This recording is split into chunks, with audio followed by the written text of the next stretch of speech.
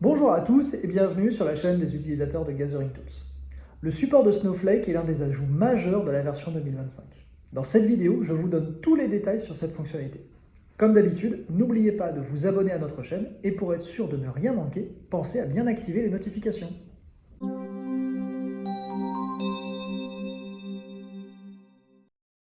Snowflake est un des leaders sur le marché de l'hébergement et de la gestion des données dans le cloud. C'est un outil très riche qui dispose d'un vaste écosystème, mais pour la partie qui va nous intéresser, on va essentiellement considérer Snowflake comme un data warehouse cloud moderne et innovant, notamment grâce à sa séparation du stockage et du calcul, sa scalabilité quasi infinie, sa simplicité d'usage avec le support SQL natif.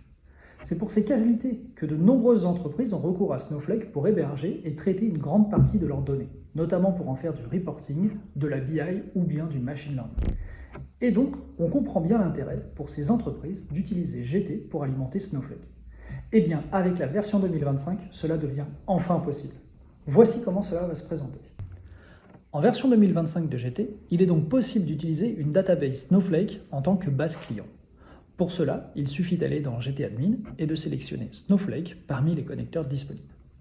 Le champ serveur doit contenir l'URL du serveur Snowflake. Vous trouverez cette URL dans l'interface d'utilisation de Snowflake en cliquant sur l'option Connect Tool to Snowflake. Saisissez ensuite le nom d'utilisateur et le mot de passe du compte Snowflake qui se connectera aux données, puis la base et le schéma Snowflake sur lequel le serveur GT se connectera. Dans les paramètres additionnels, vous devrez ajouter le nom de compte et le warehouse auquel vous devrez vous connecter. Enfin, il est fortement recommandé d'ajouter l'option Pooling Enable égale False afin d'éviter de recevoir des erreurs lorsque le serveur Snowflake doit traiter de trop nombreuses requêtes simultanément. On teste et on peut lancer le service.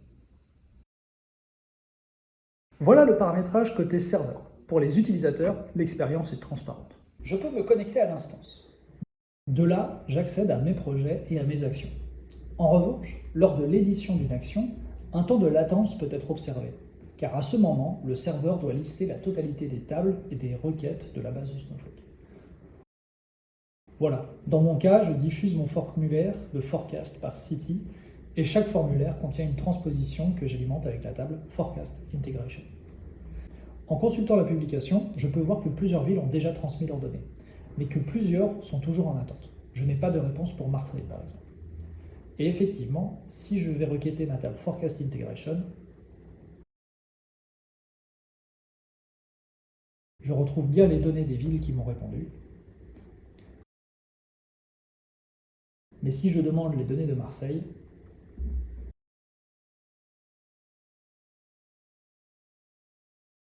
la requête ne renvoie pas d'informations. Je vais donc saisir les données pour Marseille. J'ouvre le questionnaire.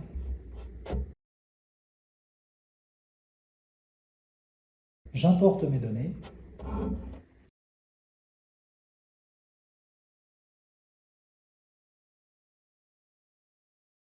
Et je les transmets. J'ai mis en place un trigger d'intégration automatique, donc maintenant, je peux retourner dans Snowflake, relancer ma requête, et là, on voit bien les données de Marseille. En termes de fonctionnement, utiliser Snowflake n'engendre donc aucune différence pour les utilisateurs. En revanche, pour les développeurs, les actions d'intégration devront systématiquement utiliser une table intermédiaire. En effet, lors de l'exécution d'une action d'intégration, le serveur GT va générer un certain nombre d'objets temporaires et ce mécanisme peut parfois créer des erreurs dans Snowflake. Pour éviter cela, il suffit de créer une table intermédiaire.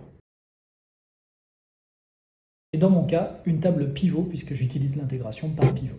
Et dès lors, tout fonctionnera parfaitement. Et voilà, la version 2025 permet donc d'utiliser Snowflake comme base client et pour les utilisateurs, l'expérience est transparente. Attention toutefois, Snowflake n'est pas une base de données relationnelle. Par défaut, il ne gère pas les index et son mécanisme de partitionnement des données le rend bien moins efficace pour les opérations d'intégration qu'un système OLTP comme Oracle ou SQL Server. Les intégrations seront donc sensiblement plus longues. Si possible, il est donc recommandé d'utiliser des tables hybrides pour retrouver avec Snowflake les performances d'intégration d'un SGBD relationnel classique. À l'heure actuelle, les tables hybrides ne sont disponibles que sur Amazon AWS. mais elle devrait l'être prochainement sur Azure. J'espère que cette vidéo vous a plu. N'hésitez pas à consulter notre base de connaissances si vous souhaitez en savoir plus sur le paramétrage des actions d'intégration. Quant à moi, je vous retrouverai bientôt pour d'autres vidéos concernant la version 2025 de Gathering Tools. À bientôt!